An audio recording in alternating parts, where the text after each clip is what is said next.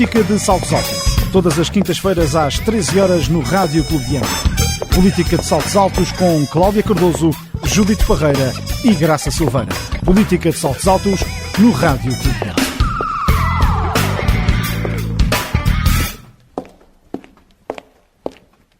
Ao meu amor que não veio à guerra, nem saberá da violência dos poentes africanos, nem do cansaço que vertem os embondeiros. Tu não prevarás esta agonia dos rios moribundos, derramando tédio nas horas magoadas, nem o nosso arrastar pelas bolanhas, na madrugada com a lama, a lamber-nos os testículos adormecidos, mesmo que as cartas digam do resistir e rasguem caminhos da nossa solidão. A África será sempre para ti a virgem, do sonho e do temor. Ninguém te falará na mulher magra, negra, em cujo ventre o sol ficará emboscado. Boa tarde, estamos no Política de Saltos Altos, no Rádio Clube de Angra, a comemorar 10 anos de programa neste abril que faz 50, com a Cláudia Cardoso, a Graça Silveira e a Judite Parreira. Eu sou a Andreia Fernandes, estou há 3, quase, a moderar este painel, que já intercalou com outros nomes, e disse um poema de Urbano Betancourt, a abrir este espaço de pensamento que antes assim não poderia ser. Cláudia Cardoso, o que é que mudou que não podemos voltar a perder com o que aconteceu neste dia, precisamente há 50 anos? Boa tarde, Andreia, boa tarde também às minhas co-debatentes, à Judite e à Graça e aos nossos ouvintes que nos seguem no Política de Saltos Altos e que têm muitas vezes a simpatia de nos dizer que gostam de nos ouvir. Mudou muita coisa, felizmente. Estes 50 anos que se celebram são um marco indiscutível para um país como Portugal. É verdade que em muitas matérias Portugal, por via de ter tido uma ditadura muito longa, atrasou-se em alguns aspectos, nomeadamente no que diz respeito à igualdade entre géneros também, mas isto fez com que sejamos um país hoje, julgo eu, melhor do que éramos há 50 anos. Muitas liberdades foram conquistadas com as suas dificuldades e isso agora é visível nesses dias pelas comemorações que tem havido, não é? Uma série desde autarquias aos governos, há uma comissão das comemorações também, tem feito por relembrar aquilo que se conseguiu conquistar. E é verdade que assim à distância, e para as pessoas mais jovens, muito jovens, ou pelo menos nascidas depois de Abril, é difícil perceber o que seria isto da censura, do não se poder viajar sem a autorização do marido, e de ver as suas liberdades cerceadas. Nem a possibilidade de reunião as pessoas tinham, porque sabiam que mais do que 3 pessoas já correspondia a uma manifestação e, portanto, seria difícil que as pessoas pudessem ter o direito de debater e de ter opinião. Hoje é verdade que nós discutimos muito a questão das diferentes opiniões e de opiniões muito extremadas, mas isso também significa que as podemos ter num país que é livre e que percebeu que este seria o caminho. Há também defeitos, naturalmente, a apontar neste caminho, e coisas que correram mal e outras menos bem. Mas a verdade é que não podemos permitir voltar a viver naquela noite escura e triste, como lhe chamou Sofia, e temos que estar sempre atentos, porque a liberdade não é uma conquista. A liberdade não é um pouco como a felicidade, não é? Nunca podemos dizer que a conquistamos, temos que a conquistar todos os dias e continuar a lutar por ela. É pelo menos assim que eu vejo. Agora, também vejo que é hoje o Portugal, sobretudo, para as mulheres é um país melhor, com muitos defeitos, sem igualdade efetiva, mas que deu passos, e alguns deles seguros nesse sentido.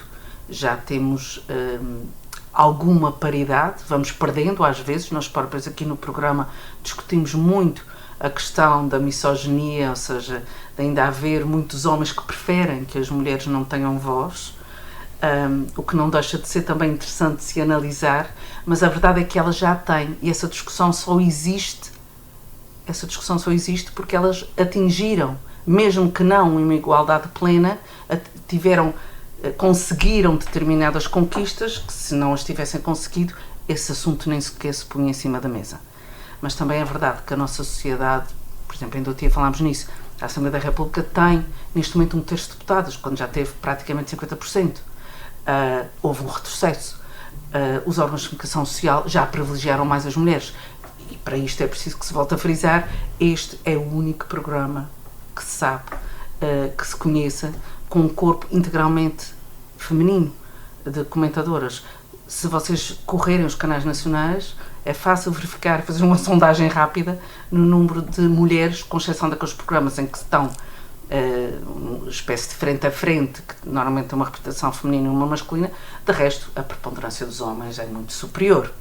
Ainda hoje eu via que houve, acho que foi na Câmara de Ponta Delgada, não, estou a dizer mal, no Liceu Antero de Quental, fizeram uma cerimónia de comemoração dos 50 anos de Abril, de 25 de Abril, e o painel escolhido de deputados, todos deputados da Assembleia Regional, era exclusivamente masculino, não tinha uma única mulher. Portanto, é caso para perguntar, não há mulheres na Assembleia Regional que pudessem, nem que fosse por um dos partidos, ir representar, mas pelos vistos há sempre essa tentação. Por isso é importante também a participação das mulheres na política, que foi outra coisa que conseguimos. É preciso lembrar que há 50 anos, até para utilizar um isqueiro era preciso ter uma licença. Portanto, nós fizemos um longo e duro caminho. Os homens também, não é? Naturalmente. E é isto que a gente tem que continuar a celebrar e, sobretudo, a presentificar, a perceber que isto não é uma conquista definitiva, mas é uma conquista, como todas as conquistas, tem avanços e tem recuos. E neste caso é melhor não dar 2 passos atrás para dar um à frente. Neste caso é sempre melhor dar passos para a frente. Graça Silveira, numa sondagem do Jornal Expresso e da Comissão dos 50 anos do 25 de Abril, os portugueses falaram de melhorias com a revolução e a democracia, na habitação, nas condições de vida, mas que se sentem pior em relação, por exemplo, à criminalidade, à corrupção, desemprego. O que é que podemos dizer sobre questões como estas? Muito boa tarde a todos os que nos ouvem no Política de Saltos Altos, aos que continuam a dar voz à voz da terceira, às minhas colegas de painel, à nossa moderadora, e hoje em Dia de Liberdade e à celebração de uma década de parceria e hoje de amizade com a Judite e com a Cláudia. Quando começámos este programa éramos adversárias políticas e fizemos um caminho muito interessante. Hoje somos 3 mulheres amigas que nos aprendemos a conhecer nas nossas diferenças, não só políticas, e isso é um caminho que eu acho que ainda temos que fazer.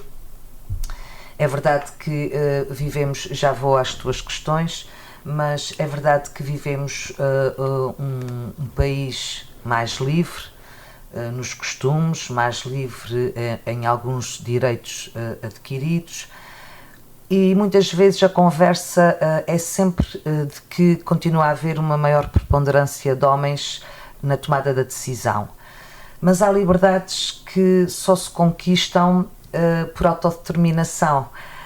Há uma frase de autor desconhecido que nos faz pensar muito, que diz que um escravo feliz é o pior inimigo da liberdade.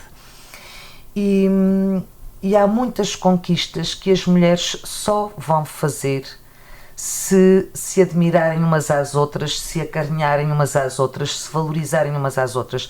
As mulheres continuam sempre que encontram outra mulher inteligente, outra mulher poderosa, sentem-se intimidadas, e isso não pode acontecer. Nós temos que nos celebrar umas às outras, nós temos que ser as primeiras a elogiar uma boa intervenção de outra mulher, temos que ser as primeiras a dizer: epá, está giríssima hoje, gosto do teu cabelo, gosto da tua roupa. A maior parte das mulheres continuam-se a ver umas às outras como competidoras, mais do que como aliadas, e essa caminhada tem que ser feita. E voltando a esta frase de um escravo feliz é o pior inimigo da liberdade, é nós hoje nos sentirmos felizes num marasmo, numa demissão daquilo que a Cláudia dizia, que é uma conquista diária da liberdade. Porque o que é que, se temos um 25 de Abril com 50 anos, eu, que já estou mais do que na maturidade, na idade adulta, têm pouquíssimas memórias do que foi o 25 de Abril. Era uma miúda, tinha 5, 6 anos quando aconteceu o 25 de Abril. E, portanto, grande parte da nossa geração de jovens adultos não sabem o que era viver sem liberdade. E é estranho porque eu hoje, assim, a tentar preparar um bocadinho o programa, fiz uma pesquisa e há uma entrevista a uma miúda que está no 2º ano de Direito e que quando o entrevistador lhe perguntou que ela, enquanto estudante de Direito, achava dos crimes de honra, ou seja, que até 74 um marido podia matar uma mulher que fosse adúltera ou matar uma filha com menos de 21 anos que tivesse sido corrompida, ela ficou atónita. Ela disse: nunca ninguém me falou disto, nunca no liceu, nunca em casa, nunca nem sequer na Universidade de Direito se fala disto. E até comentou uma coisa que eu achei incrível, que foi que há imensos professores que dizem que, apesar disso, grande parte do nosso Código Penal está muito inalterado e que continua muito atual. Ou seja, os próprios professores dizem de um Código Penal que foi feito em 66, portanto, onde muitas destas coisas existiam, que continua atual, porque muito bem feito, provavelmente em termos de leis, em termos de estruturação, não sei, mas em termos de princípios e de liberdades, não, seguramente que não.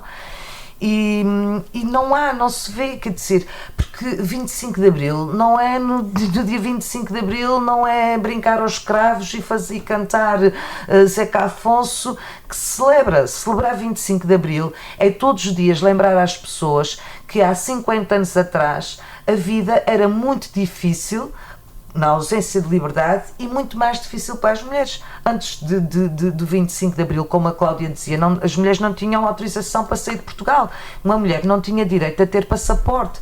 O passaporte da mulher era uma adenda no passaporte do marido, tal e qual como as crianças, que até hoje em dia têm elas próprias o seu passaporte. Portanto, não podias fazer rigorosamente nada sem autorização do marido. Se querias abrir um negócio, não podias. Tinhas que ter autorização do teu marido para teres uma atividade comerciante.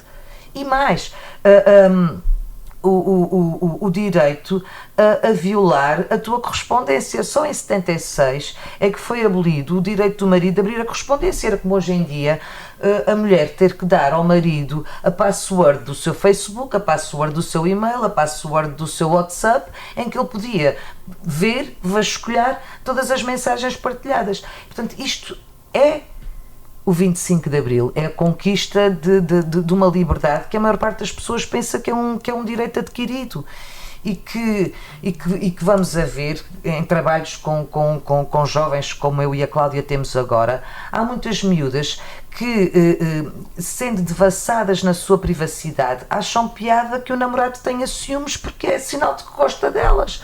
Quer dizer, ainda estamos aqui. Passados 50 anos, ainda estamos aqui. E, portanto, eu penso que o 25 de Abril tem toda uma caminhada ainda para fazer, é uma conquista de todos os dias. Em relação a questões que estão pior, em relação ao emprego, quer dizer, então vamos ver. Isto é a sensibilidade Sim, a sensibilidade das pessoas. Porque efetivamente não havia um Estado tão assistencial, não havia registro, portanto as pessoas tinham efetivamente que trabalhar para pôr comida na mesa. Agora vamos ver a qualidade do trabalho que as pessoas tinham. E se calhar aqui não estávamos a contar com as mulheres, porque efetivamente não trabalhavam. Não, ficavam em casa, portanto não tinham direito à remuneração, o trabalho doméstico, e ainda hoje estamos aí. Quer dizer, todos nós sabemos todas nós gostaríamos de ter uma empregada das 9 às 5 todos os dias em casa, que não temos, porque não temos. Eu, pelo menos, não tenho capacidade financeira para poder pagar uma empregada todos os dias em casa. O que quer dizer que o trabalho doméstico é pago. Não vou dizer que é muito bem pago, porque até nem acho que seja muito bem pago. Mas a maior parte das pessoas nem sequer tem capacidade para o fazer. Mas se for a mulher a fazer porque não tem capacidade para pagar uma empregada, é de borla. Portanto, ainda é mais barato. E portanto penso que estes dias servem para pelo menos pararmos e pensarmos de que é uma conquista que não podemos deixar regredir. Em relação à segurança, penso que era uma segurança aparente, que é aquela coisa de dizer assim, não se vê mendigos nenhuns na rua, e depois varrem-se os mendigos para debaixo do tapete, e portanto há aquela ilusão de que não há inimigo, não há mendigos.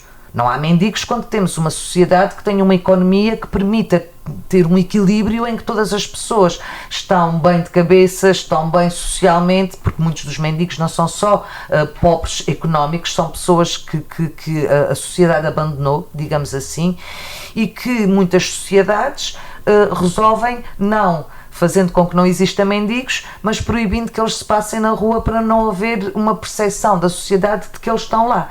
E, portanto, isso nessa resposta da segurança. Hoje em dia há mais conflitos, porque há mais liberdade para as pessoas se expressarem, porque, obviamente, que se vamos a um tempo da PIDE em que tu nem sequer podias te juntar 3 ou 4 pessoas a falar numa esquina, se nós as 3 nos decidíssemos encontrar numa esquina para falar de uma viagem ou de uma roupa qualquer, estávamos sujeitas a ser abordadas pela PIDE porque 3 pessoas numa esquina a conversar estavam a conspirar. E, portanto, penso que há um pouco essa sensação de segurança de que não havia desacato público porque também as pessoas não tinham liberdade para fazer coisíssima nenhuma. Judite Parreira, em entrevista à RTP no programa Primeira Pessoa com Fátima Campos Ferreira, o general Ramalho Yanes reforçou a importância do 25 de novembro para a democracia. O que é que podemos dizer sobre este evento? Boa tarde, Andreia. Boa tarde também à Cláudia e à Graça, e eu cumprimento-as com uma grande alegria neste dia que também é muito especial para nós, porque começámos há 10 anos, a Andreia está há menos tempo connosco, mas também já está há algum tempo. Quem diria há 10 anos que nós, 10 anos depois, continuaríamos aqui? Foi com persistência também, nem tudo foi fácil, também tivemos alguns contratempos, alguns obstáculos, mas persistimos e mantemos-nos aqui porque é importante que as mulheres também tenham voz e nós também estamos aqui para dar voz a algumas mulheres que não a têm e para alertar para determinados assuntos que são muito femininos e que as mulheres não podem ignorar. Portanto, estou muito feliz por estarmos aqui hoje também a comemorar este aniversário.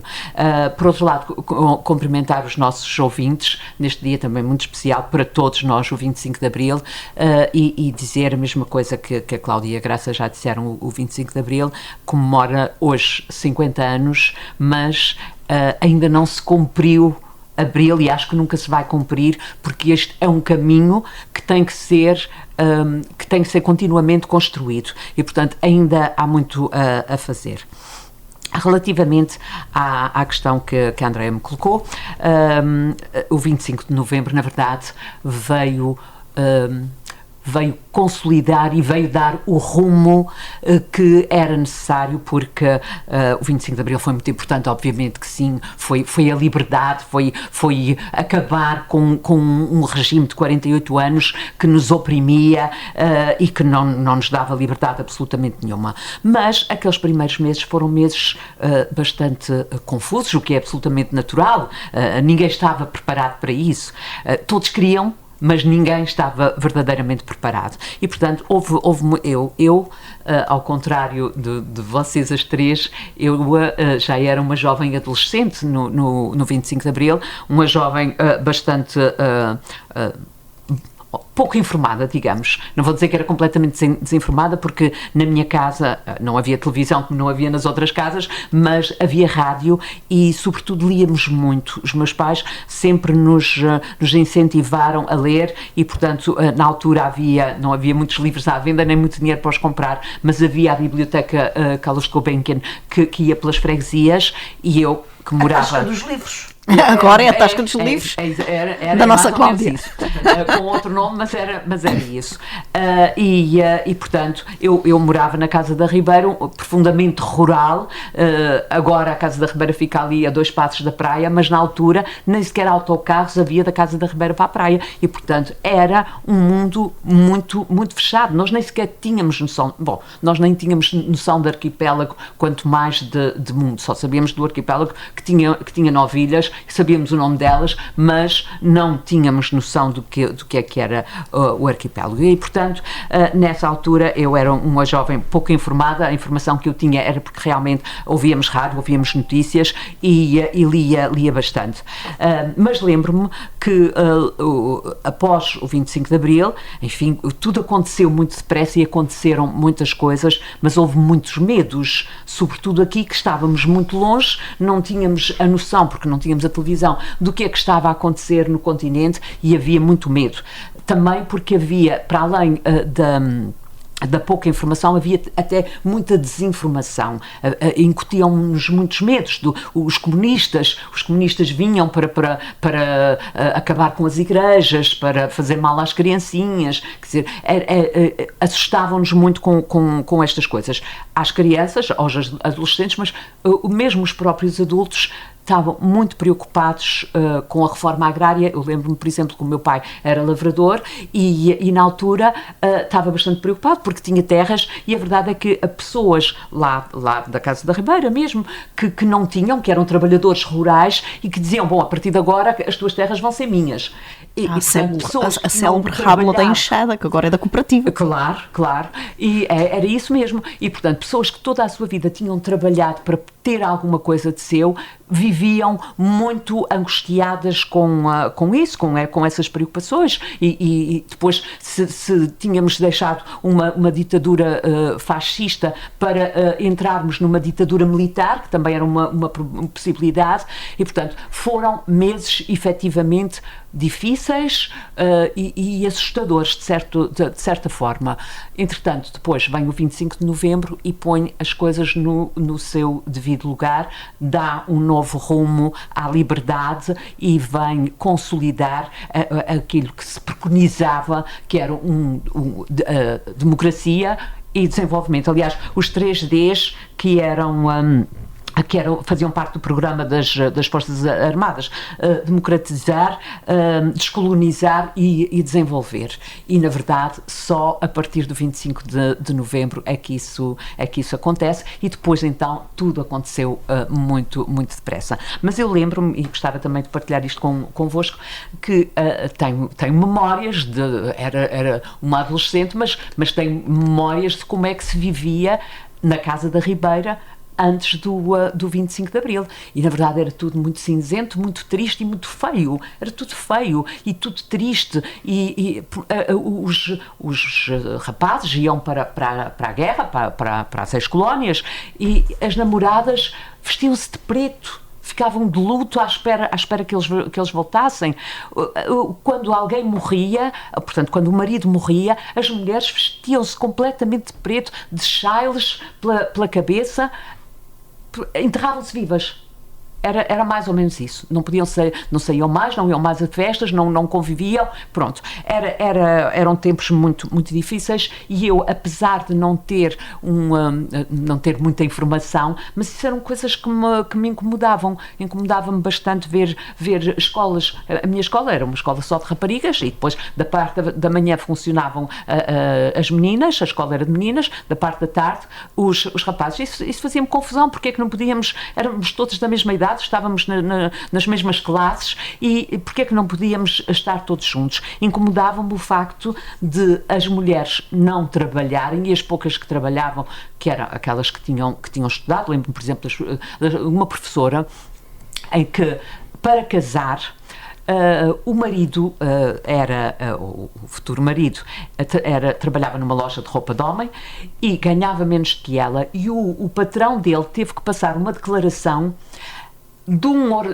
em como lhe pagava um ordenado que não era o real, que pagava mais, para que ela pudesse casar, porque a mulher não podia ganhar mais do que o marido. E isso eram tudo coisas que me incomodavam verdadeiramente. Portanto, e outra que era impressionante, que há pouco estava a ouvir uma entrevista em que se o marido pedisse ao patrão da mulher para a despedir, porque ele não queria que ela trabalhasse lá, sim, o patrão despedia. Portanto, as mulheres eram aquilo que nós hoje vemos nos países árabes. Era mais ou menos o que acontecia aqui, quer dizer, nós não tínhamos, nós mulheres, quando eu digo nós mulheres, não as mulheres daquela altura não tinham direitos absolutamente nenhuns. Agora, parece-me é que neste momento, e por isso é que o 25 de Abril não pode ser apenas para comemorar, tem que ser também para refletir, porque os homens batiam nas mulheres, não lhes acontecia nada, portanto a violência doméstica era mais que muita, mas ainda hoje isso acontece. Ainda o ano passado morreram, creio que 23 mulheres, não morreram de doença nenhuma, morreram às mãos dos maridos ou dos namorados. Ainda hoje, e a Graça falava nisso há pouco, que os maridos podiam abrir a correspondência das mulheres, pronto, como se fosse sua. Mas ainda hoje, os namorados têm os passwords dos computadores. Mas felizmente já são coisas que nos escandalizam e antes eram normais. Sim, mas isto Andréia, para dizer... perigoso é que não escandaliza um estudo feito há pouco tempo no ensino superior sobre a violência no namoro. Os jovens consideram isso normal. Acham normal. As miúdas não acham que seja uma violência o namorado querer que ela mostre uma mensagem. Exatamente. E não acham que seja uma violência que ele esteja à espera fora de um bar para ver com quem é que ela está ou deixa de estar. Se tem ciúmes é porque gosta dela, é a forma como elas veem as coisas, e isso é muito, muito preocupante. Mas também me parece que há que informar melhor os jovens. Não nos podemos limitar a comemorar Abril apenas no 25 de Abril como uma data histórica muito importante que nos trouxe a liberdade. Eu acho que isto de apagar a história é muito, muito grave e muito, muito perigoso, porque quando se apaga a história corre-se o risco dela se vir a repetir. E foi um pouco o que aconteceu. Apagou-se tudo o que dizia respeito à ditadura. Inclusivamente a sede da PIDE. Quando passamos lá na rua, só damos conta que era a sede da PIDE, porque tem lá uma plaquinha que foi colocada pelos moradores da rua a informar que era a sede da PIDE, quando devia ser um museu. Devia ter lá tudo para que as pessoas pudessem ver o que é que acontecia ali naquela altura. Portanto, acho que foi... Eu percebo o que é que aconteceu logo depois do 25 de Abril, era... acabar com tudo o que nos trouxesse más memórias, mas é um risco muito grande porque se conhecemos a história, sabemos o que é que nos custou chegar até aqui e não queremos repetir. Estes jovens, que já são a maior parte das pessoas, porque, pronto, atendendo à população, é verdade que Portugal tem uma população envelhecida, mas a maioria já nasceu depois de 25 de Abril, ou era muito pequena quando aconteceu o 25 de Abril e não tem memórias disso.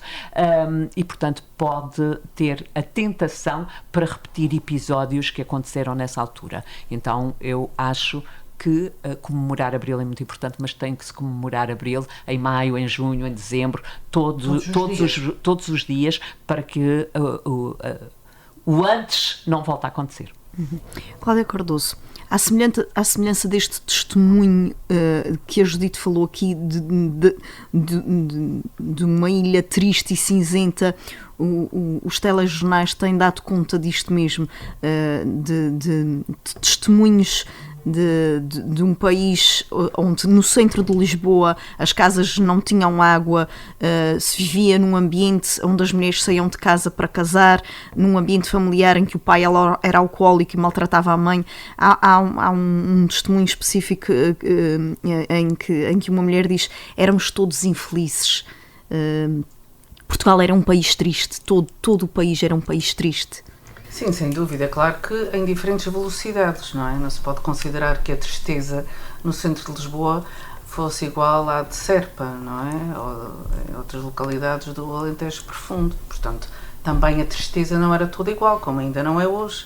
Viver num sítio ou viver nos Açores, em muitos aspectos, era pior do que viver em zonas mais urbanizadas. Mas a questão é difícil, se ninguém falar nisto, nem ensinar que um jovem que enfim, um jovem hoje com 20 anos, os avós terão vivido essa realidade.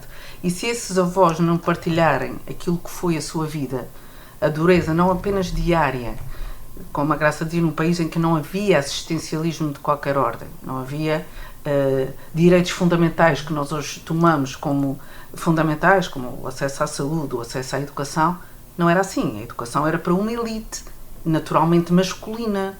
As mulheres que estudavam, enfim, já eram também elas uma escolha, não é? Já havia algum ensino feminino, nem sequer sei se deveria chamar ensino, alfabetização ou tentativa de alfabetização, mas tímida. Não era, o ensino não era massificado nem era democratizado, ou seja, nem todas as pessoas que tivessem o sonho de estudar o podiam fazer. Porquê? Umas porque o sonho morria na família, ou seja, tal como a Judita há pouco dizia, o pai de família. Portanto, a mulher era claramente objetificada, passava de um homem para outro, era apenas uma transferência, como se fosse uma mercadoria. Portanto, ela era propriedade do pai e passava a ser propriedade do marido. E com os mesmos direitos sobre ela, entre eles o da violência física e psicológica, naturalmente. E isso é que é a dureza deste tempo e de se tentar perceber o que é difícil hoje. Eu compreendo que é difícil, porque mesmo eu, que era muito, muito pequena, muito do que eu sei foi porque li e porque os meus pais, que estiveram envolvidos nesta luta contra o antigo regime, me contaram. Porque eu nasço ali na transição, não é? Nasço na alvorada da liberdade e, portanto, não vivi isto na pele. Mas quando eu nasço, por exemplo, o meu pai estava na guerra colonial, estava na Guiné, nem assistiu ao meu nascimento, não estava cá. E demorou, não sei se 7 ou 8 meses até conseguir. Depois foi o processo da descolonização, mas que também foi lento, não é? Como se sabe, com a história já muito falada dos retornados. E é nessa altura que o meu pai, portanto, o meu pai, quando me conhece, eu já tinha praticamente 1 ano. O que significa, aquilo que a Judite descreve, é de facto uma realidade, não é? Estamos a falar de, e fora, aquelas famílias que perderam os filhos numa guerra, enfim, absurda, e que não era uma guerra deles, era uma guerra de quem tomava as decisões na altura. Eles foram fazer a guerra de outros, aliás, como quase sempre acontece, não é? A raia miúda é que faz a guerra e é que morre, e quem toma essas decisões nunca tem filhos a morrer lá.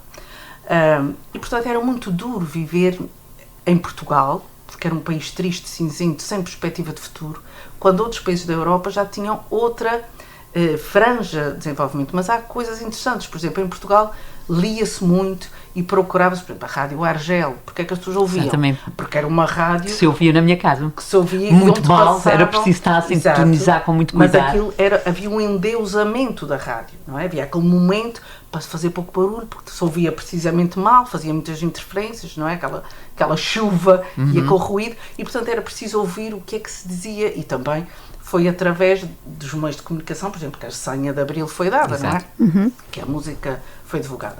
E portanto é difícil compreender a realidade destas pessoas e destas mulheres que eram totalmente tolhidas. Portanto, há gente que nasceu e morreu em ditadura e sem conhecer a liberdade, não é? Em que, de facto, a mulher era nada, não tinha valor nenhum. E, aliás, como as crianças. Nós ainda hoje infantilizamos muitas vezes as nossas crianças, mas naquela altura uma criança não tinha qualquer valor. Enfim, era um ser inapto ainda. Uma criança valia tanto como um animal. Portanto, era um objeto. Era um uma objeto. E não vivia a infância. Não, claro que não. Havia trabalho infantil a rodos, a violência contra as crianças. Saíam da escola com a 4ª Portanto, classe e iam trabalhar, claro, sobretudo os rapazes. E as raparigas não tinham, genericamente falando. Claro que havia exceções, mas essas eram de famílias privilegiadas, mas isso sempre aconteceu. Também consigo identificar no início do século, na Primeira República, mulheres que estudaram, que foram brilhantes em Portugal. A gente consegue, mas eram exceções, não era a regra, não é? Depois houve as Natálias Correias e pronto. Mas o que é que não foi preciso, e imaginemos como é que essas mulheres não eram apelidadas, não é? Porque uma mulher, pelo simples facto de se maquilhar, já era considerada... Sim, uma mulher que se separasse do marido. Era uma fama. Mas depois, quando passa a ser legal, enfim, era considerada uma pessoa que não tinha valor nenhum. Porque houve sempre esta tendência de destratar as mulheres. E às vezes, acho que foi a Graça que referiu isso, pelas próprias mulheres. Sim. Porque as mulheres lidam muito mal com a autodeterminação feminina. Porque há uma coisa que se chama síndrome de Estocolmo, que é quando a vítima se apaixona por carrasco. No tratador. Portanto, se eu me apaixono por carrasco e se me sinto confortável na situação de tolhimento, eu estou tolhida na minha liberdade, mas até me dá jeito, porque olha, ele é que diz quanto é que eu gasto, ele é que diz para onde é que eu vou, ele é que Era diz... o que eu estava a dizer, Cláudia, um escravo até pode infeliz, ser um confortável. escravo infeliz Isso é o até pior pode ser inimigo confortável. da liberdade. E o que acontece é que, de facto, o 25 de Abril fez, e bem, eu sou uma grande defensora de Abril, e para mim, se me perguntar qual é o momento mais importante em Portugal, para mim é o 25 de Abril. Agora, a verdade é que isto não muda por decreto, tal como a Revolução não foi capaz de mudar algumas mentalidades. Por isso é que, a Graça há pouco falava, e a Judite, nós hoje temos situações que não se compreendem, não é?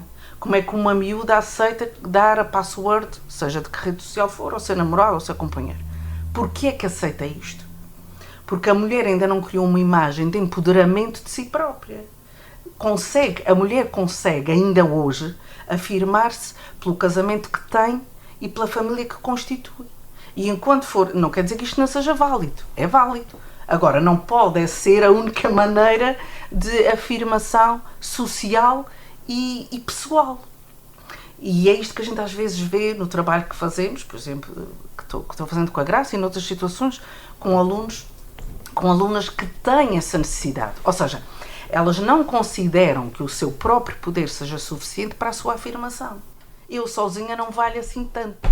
Mas eu, se tiver um namorado XYZ, ou porque é popular, normalmente é isto, ou porque, enfim, tem determinadas características, ou tem, por exemplo, no nosso meio, coisas tão ridículas como ter uma moto, ou ter um carro de determinada cilindrada, validam a perspectiva feminina.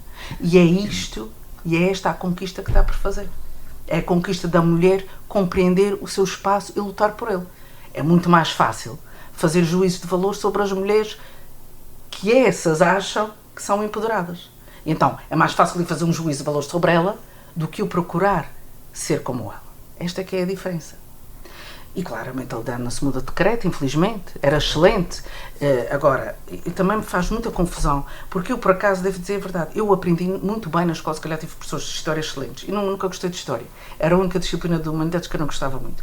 Mas tive excelentes professores de história, porque todos me ensinaram muito bem o que era 25 de Abril. Todos. Aliás, eu lembro-me nos anos 80... Mas continua no programa, é? Continua. Está lá. Está previsto. Agora, se não ensinam, ainda sei.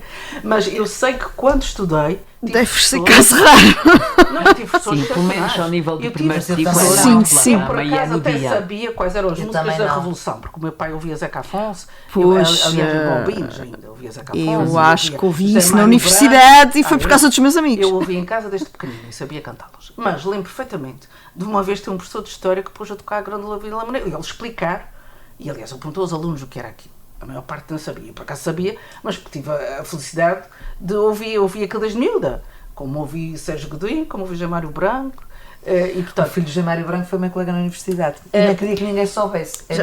Eu era a açoriana maluca, que foi a única que ele disse, porque achava que ele me estava marimbando para isso, que acho que nem sequer sabia bem quem é que era. Portanto, ele pensou assim, esta coitada veio lá dos Açores, nem sequer sabe quem é Jamário Branco, eu posso dizer a ele.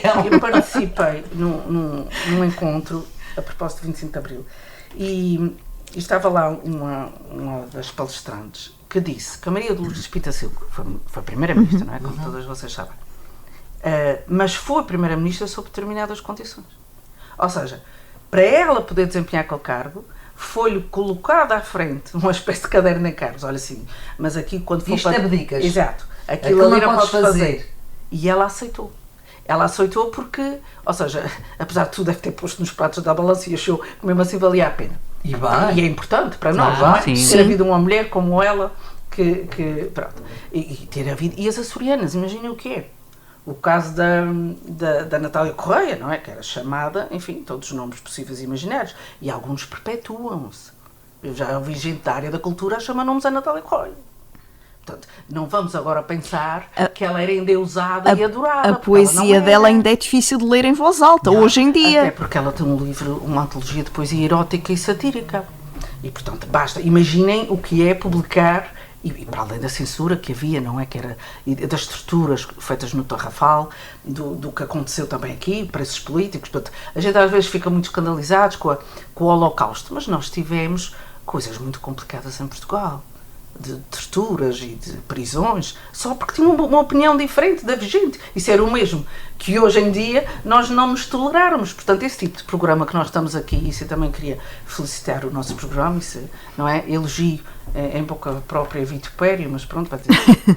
A verdade é que nós conseguimos aguentar isso há 10 anos.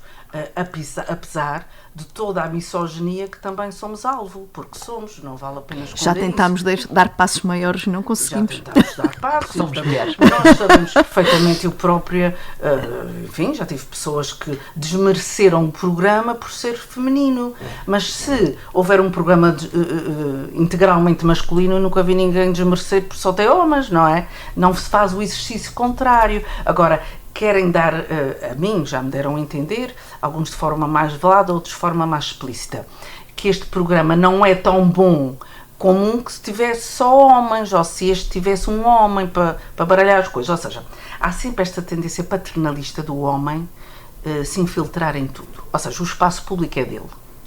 Por quem é bom da verdade, há tempos eu ouvi um estudo do ISCTE, muito interessante sobre isso, eu agora não me lembro o nome, mas eu vou procurar e trago-vos, que dizia o seguinte: porque é que as mulheres estão em burnout? Porque é que as mulheres estão mal? Porque elas conquistaram o espaço público, mas não tiveram a compensação. Ou seja, elas tiveram que acumular o que trabalham fora de casa com o trabalho que fazem dentro de casa. Esta está a ser muito lento. E porque elas próprias não conseguem abdicar do privado. Sim, algumas não conseguem por delegar. Dificuldades de deixar de ser elas a fazer, e outras por não conseguir delegar. Esse companheirismo por parte do seu companheiro, não é? Não sentem que tenham ali espaldo para dizer, olha, num dia lava eu a louça, no outro lavas tu. Isso não é... E basta vocês verem no dia a dia, sentem-se numa mesa de amigos e ouçam as conversas. Não é preciso ir muito longe. Qualquer restaurante da cidade. Sentem-se numa mesa de homens e ouçam as conversas. Mesmo de pessoas que vocês acham inteligentes e formadas e não sei o quê, não sei o quê. Pessoas do meu convívio pessoal que eu admiro e que têm, e não sei se é por eu me tornar cada vez mais consciente, que eu até às vezes dou por mim a pensar assim, que horror, nunca me imaginei neste papel, tipo, de feminista, estar sempre a criticar, tipo, cá um assanhado. Pá, mas estou a tornar-me completamente intolerante, porque coisas tão simples quanto isto. Estou à procura de uma pessoa que preciso para ir fazer uma palestra sobre uma coisa qualquer na área da agricultura e sei que aquela pessoa, que é um homem, conhece aquela mulher. Perguntar, pá, o que é que tu achas? É boa comunicadora? Achas que vou? Porque nas palestras também convém que a pessoa seja boa comunicadora para não ir para lá largar aquela seca de 3 horas e falar de técnicas de tirar a planta, põe a planta, mais. E diz-me assim, ela é gordinha, a irmã era muito mais gira, meio amassada, e disse, epá, desculpa lá, mas que conversa é essa? Se eu te perguntasse sobre um homem, para me fazer uma palestra sobre uma coisa qualquer, tu achas que era, se tivesses ouvido, com esses ouvidos de homem que tens, uma outra pessoa que fosse um homem ou uma mulher, te responder, dizer, epá, o gajo é meio atarracado, tem muitos pelos, não sei o que mais, se calhar não devias convidar para fazer essa palestra. Não achavas que era a coisa mais inusitada? Então, ouve-te de novo e vê o tipo de resposta que me deste, porque quer saber se ela é atarracadinha, quer saber se ela se pegar num microfone para falar do assunto que é preciso, vai deixar as pessoas pregadas a ouvir. Mas o pior é que a audiência vai fazer o mesmo juízo de valor. Porque em imagem isso acontece. Em televisão, porque é que os apresentadores de televisão são todos atarracados e gordinhos e as apresentadoras têm que ser altas e esbeltas? Sim. Agora, graças a Deus, que os apresentadores também já são mas continuam... Não, eles têm que ser engraçados e elas altas e esbeltas. Só pelo facto de ter deixado de pintar o cabelo e ter o cabelo grisalho, foi dispensada. Portanto, isto acontece em Portugal. Mas isto em Portugal é assim. A gente vê nos programas em Portugal, os apresentadores só têm que ter piada. Sim. E elas têm que ser altas e esbeltas. E portanto, nas coisas mais simples e a mulher ainda tem mais essa pressão, não é? A pressão da beleza, figura, da imagem. A pressão da figura que o homem não tem tanto sobre si. E a mulher tem. Portanto, em cima de tudo, eu recordo-me, quando era miúda, que a minha mãe às vezes dizia que pena não ter nascido homem. Eu achava que um disparate. Eu que sempre adorei ser mulher. Dizia, oh, mãe, conversa parvessa, porque é que ela dizia aquilo, nunca percebi. Mais tarde percebi. Ou seja, na verdade o que ela queria eram os direitos que eles tinham. Não era ser homem que eles tinham, a não ter a pressão. Não ter aquela eles... pressão social que existe. Exato. E que hoje ainda existe de uma forma exponenciada. Porque se criou uma ideia de perfeição feminina que não existe. Com a história das modelos anoréticas dos anos 80 e 90, com a história enfim, agora é a história das modelos redondas. da cirurgia plástica, quer dizer, mas isso é uma falsa questão, isso é uma questão de cotas.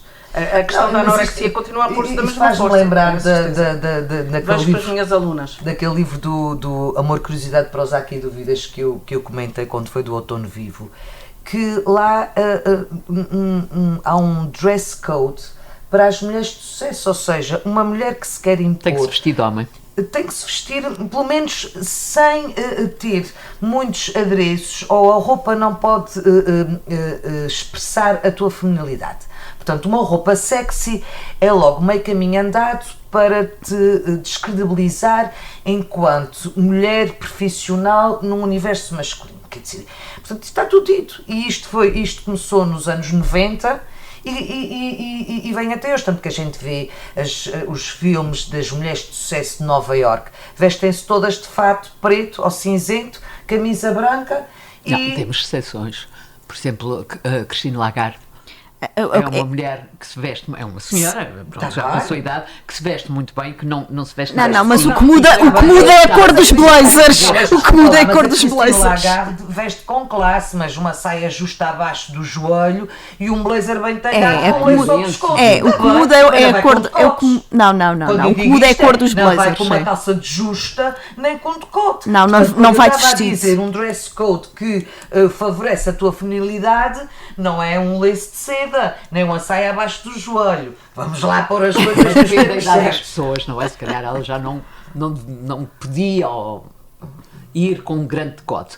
Há mulheres que mesmo assim, temos que dar o devido valor às pessoas, há mulheres que ainda assim conseguiram, mas a duras penas, naturalmente, isso também não deve ter sido fácil para elas. Mas isso é o que eu costumo dizer, assim, quando não querem que uma coisa aconteça, arranjam-te uma janela de oportunidade que é assim, ou é naquela janela ali, ou foi tarde demais, ou é cedo demais. Que é assim, quando tu és nova, que tens um corpo bom, que podias pôr os decotes e as calças justas, não é isso, tens uma necessidade de afirmação, tem que ir de fato preto. que precisas de segurança, não vais arrojar. Quando já tens segurança e maturidade, já não tens corpo para pôr um decote e as calças justas. Que idade é que tens? Eu acho que essa é a luta que as mulheres têm que travar. Acabou-se. Porque não há tempo tem que se valorizar e tem que querer. Porque quando se diz aquela célebre frase, o lugar da mulher é onde ela quiser, é verdade, mas é preciso que ela queira também. E que tenha a consciência de que o caminho não vai ser fácil. Ninguém lhe vai facilitar a vida. Ela tem que fazer o seu caminho a pulso. É claro que é preciso querer. Mas a mulher tem que se valorizar, mas não é só uma questão de querer, porque é assim, quando tu queres ser valorizada pela tua competência, pela tua cabeça, por todos os teus atributos que não sejam físicos, se te atreves a ir com uma roupa mais ousada, esquece, ninguém vai-te valorizar pelo que tu disseste. Não vão conseguir olhar para a cabeça. Vão logo dizer que tu subiste na carreira, foi na horizontal e mais aqueles clichês todos medonhos. Portanto, é isto que temos. Sim, estamos a falar de 3 mulheres que estiveram na política e onde isto também se verifica, não é? Com certeza. Porque os corredores da política são muito masculinizados. E as empresas, e nas empresas. Mas a cultura da política que é que nos aqui na realidade, foi comum. Eu consegui arranjar ali um dress code que não me comprometia, ou seja, punha uma gravata e um blazer, mas depois punha uma saia bem justa e uns saltos, portanto arranjava sempre, fazia questão de ter 2 elementos, um claramente feminino e arrojado e um masculino, mas com uma assinatura de Graça Silveira. Mas para fazer um statement, eu fazia questão de fazer esse statement, mas eu queria só voltar aqui a uma questão que passou, que a Cláudia estava a falar e que eu gostava de dar a minha opinião, que era sobre a questão familiar. De que as mulheres arranjam homens com determinadas características para se validar e depois têm que casar e validam-se dessa família. Aquilo que eu acho que é muito injusto para as mulheres, eu também acho que é fundamental uma família equilibrada, uma família estruturada, é bom para a sociedade, é bom para todos. Agora, aquilo que não pode acontecer é porque numa família desestruturada a culpa é logo da mulher, que não soube ser mãe, não soube ser mulher. Uma família, um agregado familiar, para funcionar bem, é preciso um homem que saiba funcionar bem naquele registro, uma mulher que saiba funcionar bem naquele registro, desde logo enquanto casal. E depois com pais, que é uma aprendizagem de todos os dias, quer dizer, não, ser mãe não vem com o livro de instruções, é todos os dias a falhar, todos os dias a aprender. E com filhos com personalidades completamente diferentes. E a sociedade tem que perceber que há jovens e jovens adultos que não querem viver em família, que não querem pertencer àquela família, e o facto de saírem de casa e nunca mais voltarem não é porque a mãe foi má. Mas é sempre, a mulher é sempre penalizada por uma família que se tornou disfuncional. E sabes onde é que isso vem, não sabes, Graça? Claro!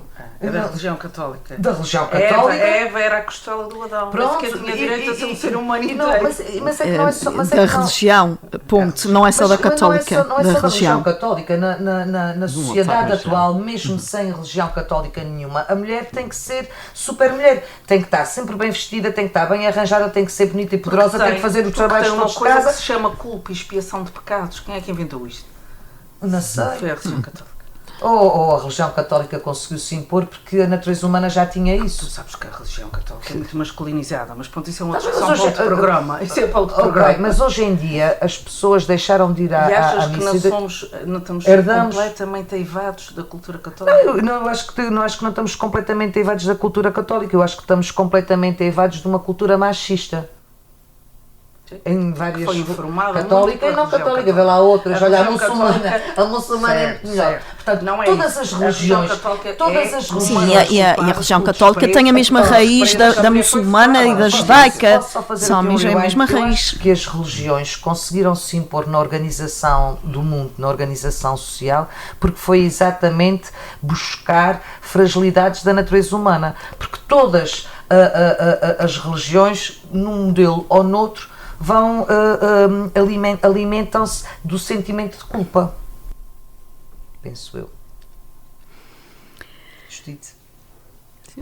Passei. Passar. Eu já não me lembro Eu é que estava a falar, mas Sim, pode- tinha sido a Cláudia. Não sei se concluíste o teu raciocínio, Não, Cláudia, ela antes de... cortou, mas eu também já não sei onde é que está, já não sei. Já vale a pena agora, que já vim buscar isto atrás. Eu queria só colocar uma questão final que vinha na sequência do País Triste, que era se pode e devem colocar políticas que promovam a felicidade. E como é que isso se pode fazer? Graça, Judite. Eu acho que ainda falta cumprir abril, não é? Isso eu já disse há pouco, porque só se vai conseguir quando se conseguir um pleno desenvolvimento e corrigir as assimetrias sociais. Acho que aí, pronto. Claro que depois a liberdade, a liberdade também vai ter que ser uma luta contínua, porque não podemos conquistarmos a liberdade, mas eu acho que é isso que falta, é sabermos ser livres, porque quando se diz que a liberdade de um acaba onde começa a do outro, não há frase com que eu concordo menos, porque eu não posso, a minha liberdade não pode acabar para a tua começar. Eu também tenho que ser livre ao mesmo tempo que tu. E eu acho que é isso que falta ainda consolidar e perceber bem, é que temos que aprender a ser livres. liberdade. Temos que aprender a ser livres, respeitando-nos uns aos outros, nas nossas diferenças, em tudo, nas nossas Isso escolhas, é aquela história, naquilo eu não que for. concordo com o que dizes, mas bater-me até à morte para que eu possa Exatamente, é isso. Portanto, quando nós aprendermos isso e quando forem corrigidas as tais assimetrias e o desenvolvimento for consolidado, eu acho que não é preciso políticas para a felicidade, porque aí vamos ser felizes. Portanto, não é preciso estarmos aqui, e às vezes o erro é um bocadinho esse. Então, vamos tentar arranjar aqui uma receita para as pessoas serem todas muito felizes, estarem sempre com um sorriso na cara. Não há receita para isso. As pessoas são felizes quando tiverem... Mas a felicidade pode ser ter habitação, Paz, É isso, pão, é isso paz. que eu- Paz, o pão, saúde e educação. Ouvimos Abril. A paz, o pão, E a habitação, saúde e educação. E a correção das assimetrias. E isso há de trazer A verdade a é que é uma felicidade coisa e terrível de dizer, mas vocês sabem que aqueles países onde a felicidade é quase plena, tem os índices, a Finlândia, a Noruega. Pois, vê lá, São- são só países da linha da frente, Sim, países. mas há uma coisa curiosa, isso até me custa a dizer, mas são monarquias constitucionais. Pois. São monarquias constitucionais, Pois. são monarquias. Eu não Pois. sou monárquica. E acho, Mas quer dizer, não sou. Se calhar tem a ver com segurança, mas, com... mas a com... verdade é que eles têm índices de felicidade Ah. e têm, por exemplo... Portanto, temos que aprender alguma coisa com eles. Quando estive a Copenhaga, fiquei impressionada com o número de... Eu contei isso a vocês. Com o número de homens que ia passear os filhos, sozinhos. Que estava a dar leite ao filho no parque e eu às tantas... As primeiras vezes eu pasmava, parecia uma as saloia, mentalidades não é? são totalmente Eu ficava, diferentes, quer dizer, estamos a olha, anos-luz não tinha disso. nenhuma mulher. E eu ficava a olhar para ele. Olha, não está a ajudar, não está a ajudar a mulher. Nós todos a ajudar a mulher. Não, o homem aqui sozinho. Eu só não fazia Todos perguntas ajudantes de mulher. Todos ajudantes de mulher. E depois às tantas percebi, pronto, que aquilo era normal entre eles. Para mim, a saloia que vinha de Portugal é que achava aquilo estranhíssimo nos Porque anos não 2000. estamos habituados a Porque não isso. estamos habituados. É. E depois, quer dizer, eles de facto têm uma cultura de felicidade. Eu não sei se eles têm um ministério para a felicidade, mas eles têm uma cultura de felicidade. Que é composta por uma série de coisas. Pois, mas Que é depois o que a tem as André dizia, condições tem para as isso. condições. A paz, o pão. Educação gratuita, até o Claro, ensino superior é gratuito. claro.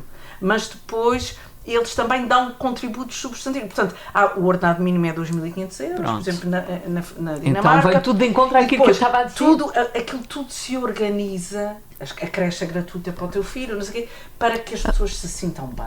E quando eles são chamados a dar qualquer coisa ao Estado, eles também Estão dão de bom disponíveis. grado, estão disponíveis. Claro. A felicidade pode ser simplesmente não ter medo de não ter dinheiro ao fim do mês para Mas pôr era pau na exatamente mesa. isso que eu ia dizer, que Não é tem assim, que fazer. o que é a maior sensação de infelicidade? Sim, sim, sim. É a insegurança, é tu começares logo a pensar se amanhã E a vou conseguir fome. dar comida E a aos fome. miúdos, A como é que eu vou fome, pagar claro. isto, como é que eu vou, Compra como é que eu os vou medicamentos, assegurar, só como é que paga eu vou a renda assegurar da os meus casa. compromissos, vives numa ansiedade, numa agonia constante A fome para é- conseguires do pior, cumprir não os é? teus, E os em teus Portugal, compromissos. os nossos índices de pobreza ainda são São. vergonhosos, não é? E se quisermos ir para além das questões básicas, temos que ter uma sociedade, numa cultura, em que as pessoas fiquem verdadeiramente felizes de ver o outro feliz. A maior parte das pessoas à nossa volta, Então quando, temos um problema. quando te veem felizes, até parece que ficam invejosas. Põe Até logo parece, aquele olho não. gordo. É que, Onde tu estás enganado é no até parece. é que eu às vezes digo E assim. ainda dizem, não sei como é que pode. Não sei como Eu, às vezes é que quando estão-me perguntando coisas, já vais fazer isto assim, olha, eu agora estou naquela fase da vida e assim, não digo nada, a minha vida está péssima, vou fazer como aos chineses, a minha vida está péssima, está tudo mal, que é para não ficarem com o olho gordo em cima de mim, porque até parece que a pessoa, quando, ou parece não, Não parece, mas até sei, parece, dá mas essa é- sensação, é- não quero acreditar, é. custa-me acreditar que as pessoas se sintam desconfortáveis com a felicidade do outro e, portanto, enquanto vivemos numa cultura que é assim, podes fazer por decreto o que tu quiseres, que não há uma cultura de felicidade.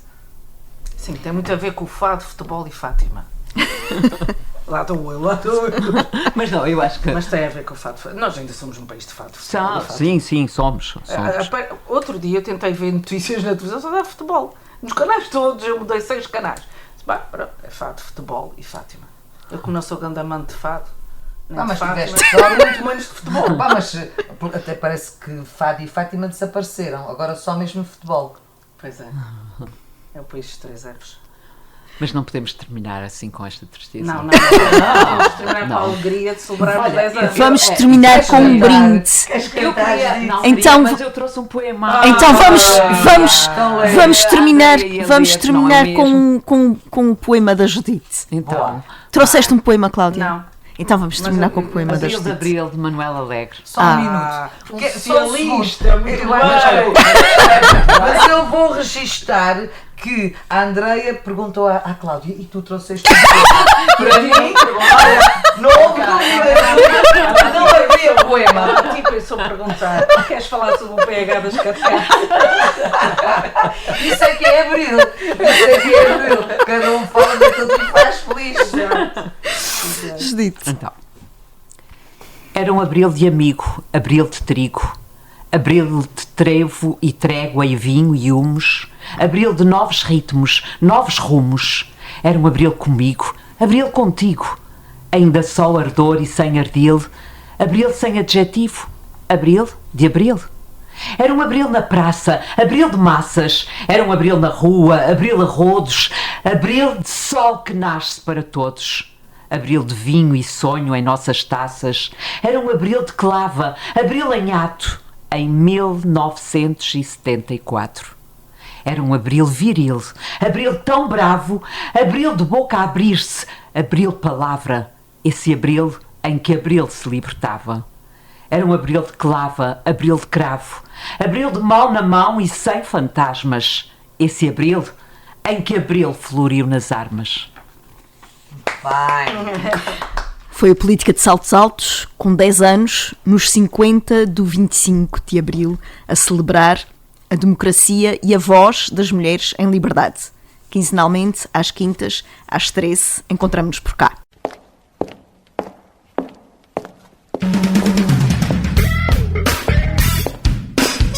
Política de Saltos Altos. Todas as quintas-feiras às 13 horas no Rádio Clube de Âmara. Política de Saltos Altos com Cláudia Cardoso, Judite Parreira e Graça Silveira. Política de Saltos Altos no Rádio Clube de Âmara.